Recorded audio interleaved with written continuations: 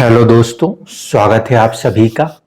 एक प्रश्न किसी ने किया था कि राहु की महादशा को लेकर एनालिसिस कीजिए और राहु की जो महादशा है वो अंत में खराब ही जाती है। ये उनका एक अनुमान है। देखिए, मैंने अभी राहु की महादशा तो भोगी नहीं है, इसलिए मैं ये नहीं कह सकता कि राहु की महादशा का कौन सा फेज अच्छा या कौन सा फेज बुरा जाता है। ये तो एनालिसिस का पार्ट रहता है कि कोई सी भी दशा कैसी जा सकती है, इसको समझा जाए। ठीक है, तो उस क्वेश्चन के आंसर को मैं यहां पे दूंगा, लेकिन आप समझिएगा वो जो आंसर होने वाला है वो प्रैक्टिकल से ज्यादा फैक्चुअल होने वाला है। ठीक है, अब सबसे पहले सवाल जो उठता है वो ये उठता है कि आखिरकार दशा काम कैसे करती है। फिर कुछ लोग जो हैं तारा चक्र को इस्तेमाल करते हैं और वो बस 9 तारा के आगे बढ़ते ही नहीं है, जबकि कुल मिला के अगर अभिजीत नक्षत्र को छोड़ दें तो कुंडली में 27 तारे काम करते हैं। 27 स्टार्स नक्षत्र जो हैं वो काम करते हैं।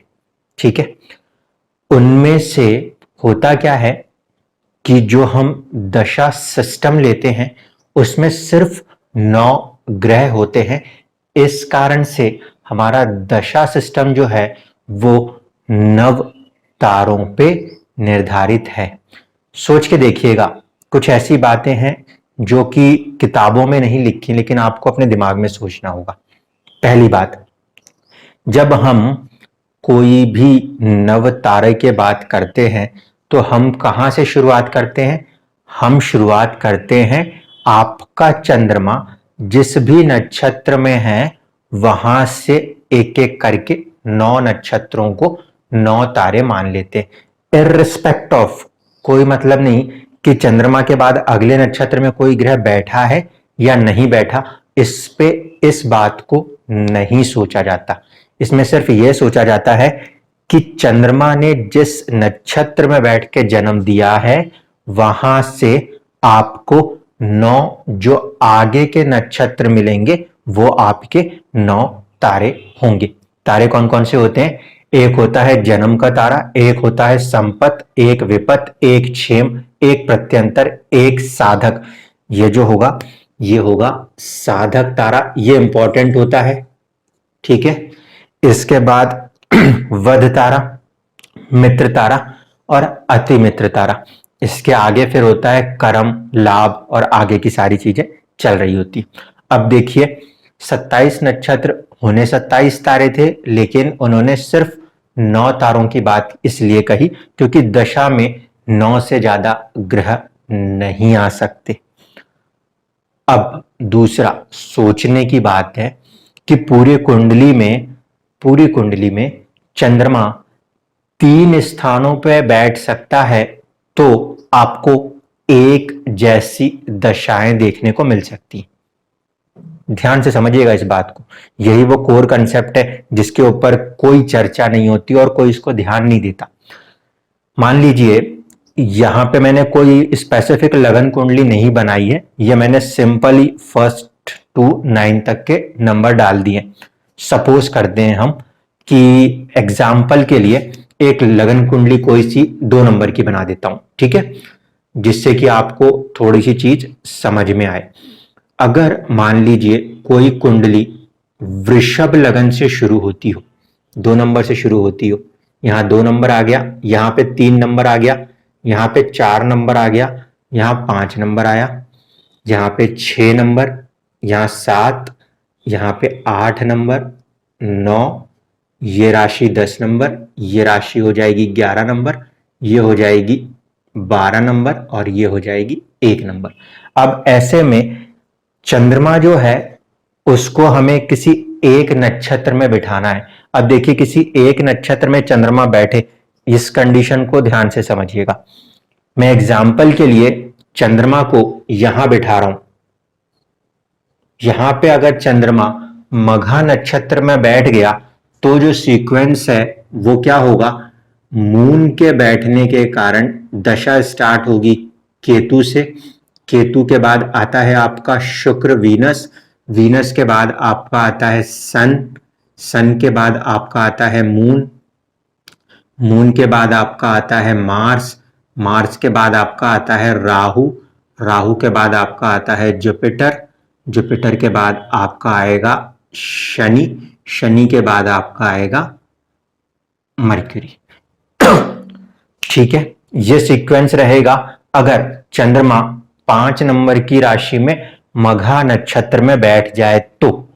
यही सेम सीक्वेंस तब भी रहेगा अगर इस लगन कुंडली में ये चंद्रमा मान लीजिए यहां पे अश्विनी नक्षत्र लेके बैठ जाए तब भी।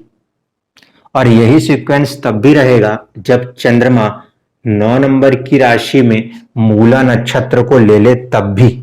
इसीलिए दशा जो है, ये जो सीक्वेंस है दशा का, ये किसी भी लगन कुंडली में चंद्रमा के 3 प्लेसमेंट से, चंद्रमा के 3 प्लेसमेंट से रिपीट कर जाएगा। इसका मतलब अगर मैं ये कहूं कि किसी का वृषभ लगन में जन्म है, तो अगर उसकी मेष राशि हो, सिंह राशि हो या धनु राशि हो, ऐसे में केतु के नक्षत्र में अगर चंद्रमा बैठा है तो इनके लिए एक जैसी दशाएं चालू हो जाएंगी। ठीक, अब इन्हीं दशाओं के लॉर्ड्स को मैं यहाँ पे एज इट इज उतार सकता हूं। फर्स्ट दशा जो है चंद्रमा से हम हमेशा लेते हैं, तो उसे कहते हैं जन्म तारा।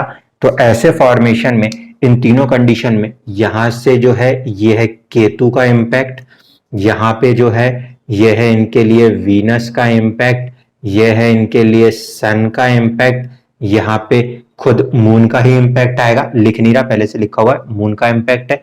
यहाँ पर आपका जो आएगा ये आएगा मार्स का इम्पैक्ट, यहाँ पे आपके पास आएगा राहु का इम्पैक्ट, ये होगा आपका जुपिटर का इम्पैक्ट, ये होगा आपका सैटर्न का इम्पैक्ट, और यहाँ पर आएगा हमारे लिए मर्क्यूरी का इम्पैक्ट।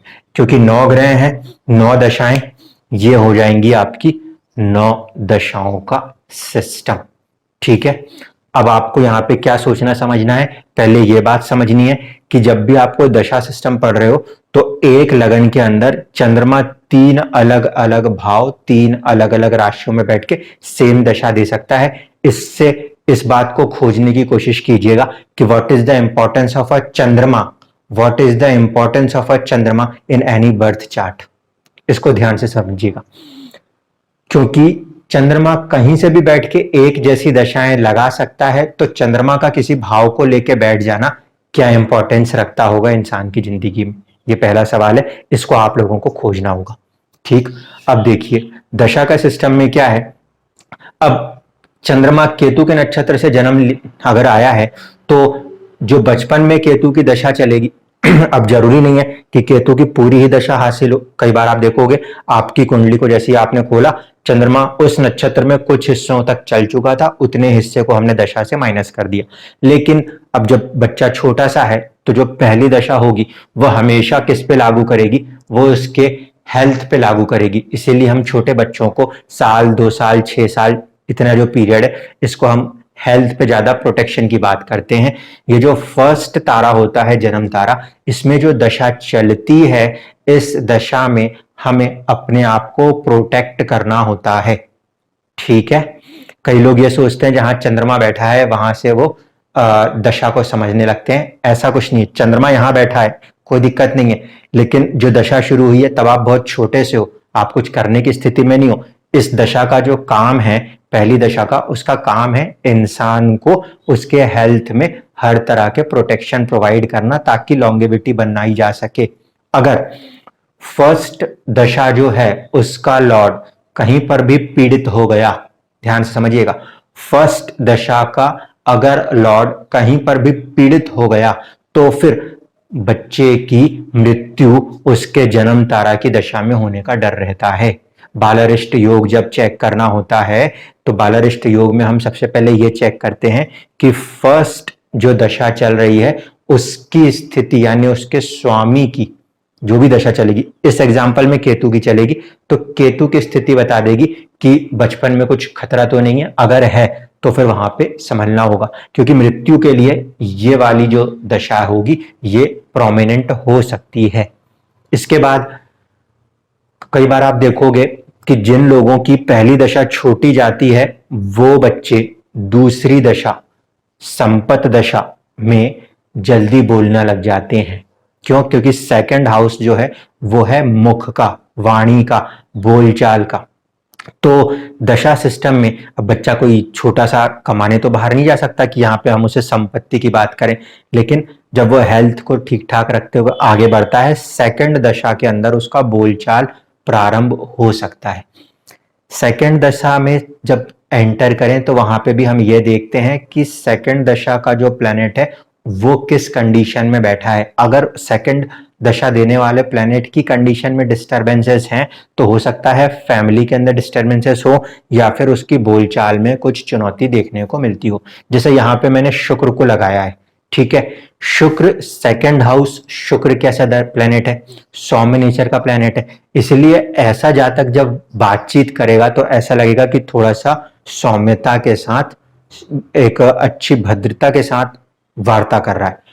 मान लीजिए शुक्र की जगह यहां पे किसी का शनि या मंगल सेकंड दशा का लॉर्ड बन जाए, सेकंड दशा का लॉर्ड शनि या मंगल बन जाए, ऐसे स्थिति में उन लोगों का जो बातचीत करने की जो टोन होगी, जिसे हम एसेंट के तौर पे देख लिया करते हैं, वो थोड़ी सी कर्कश हो सकती है, थोड़ी सी एक एग्रेशन टाइप का शो करने वाली हो सकती है। ये डिपेंड करता है कि सेकंड दशा किस प्लेनेट की है। इसी तरीके से फिर होती है थर्ड दशा। थर्ड दशा मतलब विपत। अब तीसरी जो दशा है, देखिए दशा सिस्टम में आप मान के चलो कि 6 साल से लेकर मिनिमम 6 ईयर से लेकर मैक्सिमम दशा जो है वो 20 साल तक अलॉट है। इसीलिए आपको किसी भी जगह की किसी भी सिचुएशन में कोई सी भी एक दशा लंबी और एक दशा हमेशा छोटी मिलेगी। विपत दशा जो है तीसरी दशा है। तीसरी दशा में हमें यह देखना होता है कि जो तीसरी दशा में ग्रह चलेगा उसकी स्थिति ठीक ठाक है कि नहीं। अगर तीसरी दशा में चलने वाले ग्रह की स्थिति खराब हुई तो जान पर बन जाएगी, ध्यान रखिएगा। तीसरी दशा ये भी मृत्यु देने वाली दशाओं में से एक हो सकती है। इसको हम विपत कहते हैं। इसका ये अर्थ नहीं कि ये मृत्यु देगी। यहाँ पे क्या है कि जिंदगियों में हर तरह की चुनौतियों को सामना करने के लिए ये दशा जिम्मेदार होती है, जो कि इंसान को बनाती है, साहस पराक्रम देती है और ऐसे ही चुनौतियां परिस्थितियां देती है जिसमें से इंसान को निकलना पड़ता है। इस कारण से जब भी जिंदगी में तीसरी दशा चलती है तो वहां पर बात होती है कि ये थोड़ा साहस के साथ आपको इस दशा से बाहर निकलना होगा। जिन जातक का एक्सीडेंट हुआ था, जो हमने पिछले 2 वीडियोस बनाए थे, उसमें उनका जो जन्म था चंद्रमा श्रवण नक्षत्र में था। श्रवण में होने के कारण दशा यहां से शुरू हुई चंद्रमा से। सेकंड दशा मंगल की, यानी उस जातक की जो वाणी होगी वो थोड़ी सी मंगल, थोड़ी सी ओज, थोड़ा सा एग्रेशनली होगी। तीसरी दशा थी उनकी राहु की, तो राहु उसमें विपत दशा में था। राहु की स्थिति बहुत ही खराब थी उस कुंडली के अंदर, इस कारण से उसने ज्यादा सीवियर सिचुएशन दे दी। इस चीज को ध्यान रखना होता है विपत दशा के अंदर उसकी ग्रह स्थिति क्या है। जो चौथी दशा है इसे क्षेम दशा कहते हैं, और क्षेम तारा इंपॉर्टेंट होता है क्योंकि यहीं पे जाके आप लोग देखना कि जब कभी भी कुंडली की मैच करने जाते हैं ना, तो वो कई बार चंद्रमा मिलाते हैं या क्षेम तारा मिलाते हैं। ठीक है, तारा का मैच करने का बहुत ज्यादा सिस्टम यहीं पे होता है। क्यों? क्योंकि यहां तक की दशाओं के अंदर आते आते हमारे पुराने समय में आप लगा लो, मान लो केतु 6 साल चलता है, सपोज 6 साल में से 2-3 साल माइनस कर दूं, 3 साल केतु की दशा चली, 20 साल चलेगी शुक्र की दशा, तो 3 + 20 23 साल हो गए। 23 के बाद 6 साल ये है, ठीक है, तो तकरीबन 29 साल। इस हिसाब से इतनी दशाओं को क्रॉस करने के बाद, किसी किसी के केस में ये दशा छोटी है, ये भी छोटी और ये छोटी हो, तो 4 दशा बनते बनते यहां आ जाओगे बहुत जल्दी। लेकिन किसी भी कंडीशन में आप यहां से लेकर जब यहां तक आओगे तो मिनिमम से मिनिमम आपकी एज जो होगी वो 18 साल हो ही जाएगी। मिनिमम से मिनिमम भी लगा लें तो 18 साल हो ही जाएगी।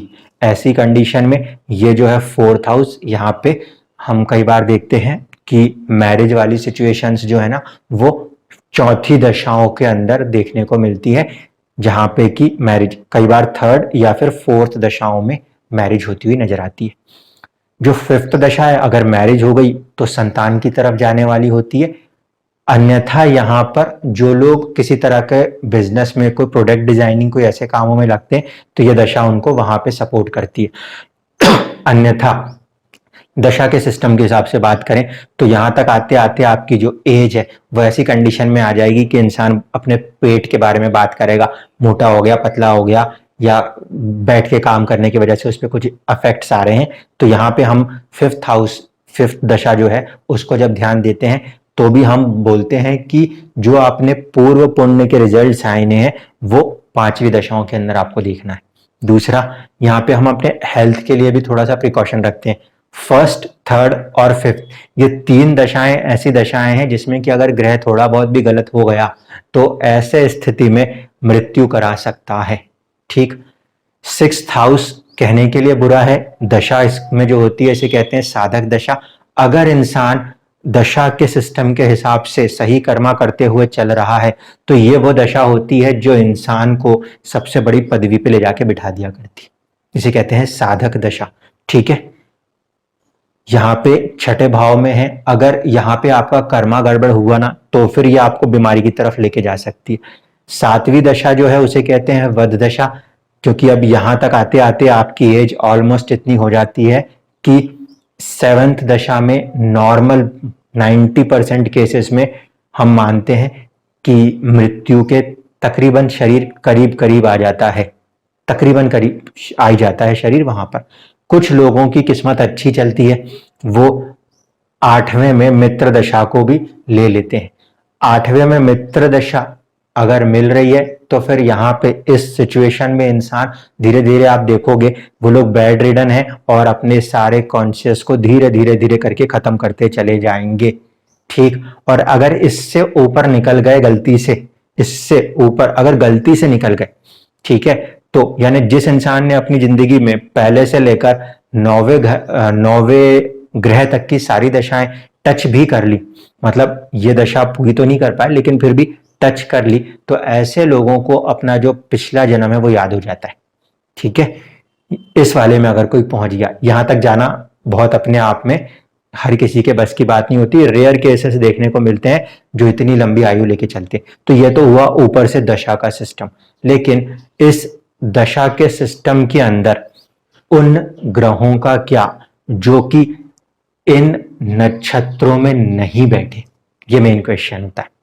ठीक है, इस चीज को समझिएगा। अब दशा सिस्टम में क्या था कि कोई फर्क नहीं पड़ता कि किस नक्षत्र में कौन सा ग्रह बैठा है, इन्होंने तारा चक्र इस हिसाब से बना दिया कि चंद्रमा जहां से बैठा है उसको जन्म तारा लगाया, वहां से दशा को लेते हुए एक्सप्लेन कर दिया, और क्योंकि 9 ग्रह थे इसीलिए 9 ही तारे बने। लेकिन अब यही तारा सिस्टम जो है साइक्लिक वे में रिपीट होता चला जाता है, साइक्लिक वे में रिपीट होता जाता है। 9 हो गया, 10वां जो नक्षत्र होगा यानी 10वां तारा जो होगा वो कर्म से जुड़ेगा, 11वां तारा जो है वो लाभ से जुड़ेगा, जो 12वां तारा होगा वो किससे जुड़ जाएगा, वो जुड़ जाएगा फिर आपके नुकसान से। अब अगर मैं इसी चीज को, इन 3 को यहां से ना करके यहां से फिर से शुरू कर दूं, क्योंकि देखिए तारा का साइकिल क्या है, 27 नक्षत्र यानी 27 तारे, तो यहीं से सेकंड रिपीटेशन शुरू हो जाएगा। यानी कि जो इसके नक्षत्र हैं, अगर इसके अंदर कोई भी ग्रह बैठा, मान लीजिए चंद्रमा खुद बैठा था केतु के नक्षत्र में, ठीक, इससे हटके और भी कोई 2 ग्रह ऐसे हो सकते हैं जो यहां पे और यहां पे बैठ जाए, तो उस कंडीशन में वो जो ग्रह होंगे वो उन्हीं नक्षत्र इस तारे के हिसाब से काउंट आउट होने शुरू हो जाएंगे। जैसे कि चंद्रमा केतु के नक्षत्र में बैठा था, जन्म तारा हुआ, अगर कोई दूसरा ग्रह भी बैठ गया तो उसको भी आपको यहीं पे कंसीडर करके चलना पड़ेगा जन्म तारा का, मतलब कि उसका इम्पैक्ट भी आपके हेल्थ, आपके पर्सनालिटी के ऊपर होगा। ध्यान से समझिएगा, बोर्ड पे भी शायद मैं अच्छे से समझा नहीं पा रहा हूं। कोई एक ग्रह जो है वो जन्म तारा में आएगा ही आएगा, ये तो पहले फिक्स है, क्योंकि चंद्रमा तो वहीं से ही बैठेगा तब तो वो जन्म तारा बनेगा।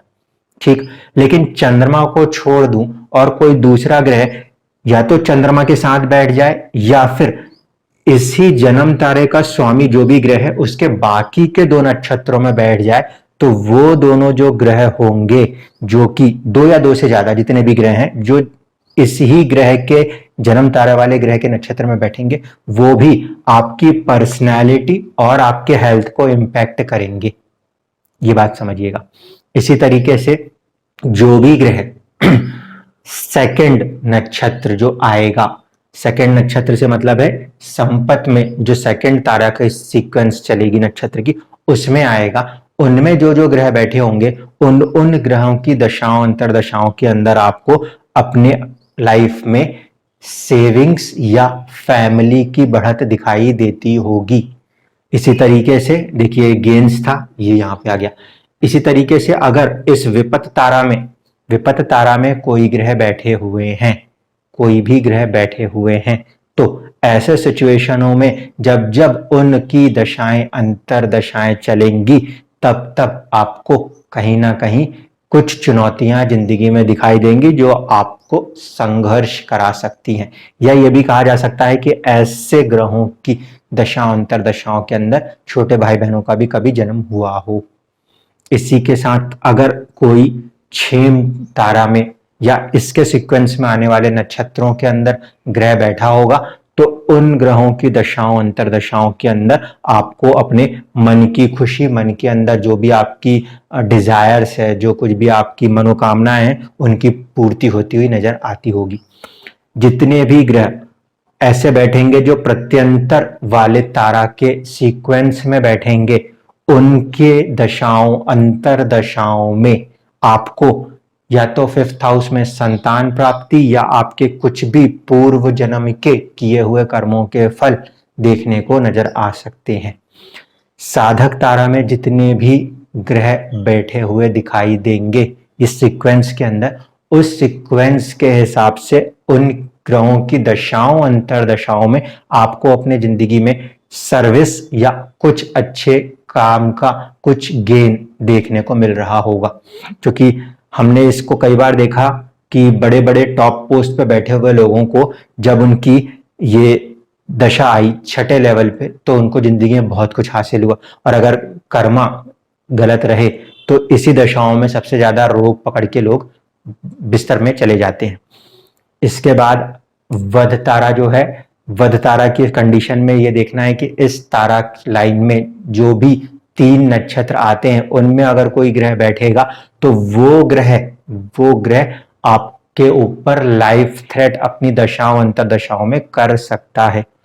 अगर मित्र तारा के अंदर कोई से भी ग्रह सीक्वेंस में नजर आते हैं तो वो आपको अनसर्टेन गेन्स और लॉस, कुछ भी अनसर्टेन गेन्स और लॉस कुछ भी कराने में सक्षम होंगे। दो इट इज अ मित्र तारा, लेकिन वो ग्रह की सिचुएशन पे डिपेंड करेगा कि वो अच्छा बैठा है तो गेन और खराब बैठा है तो लॉस।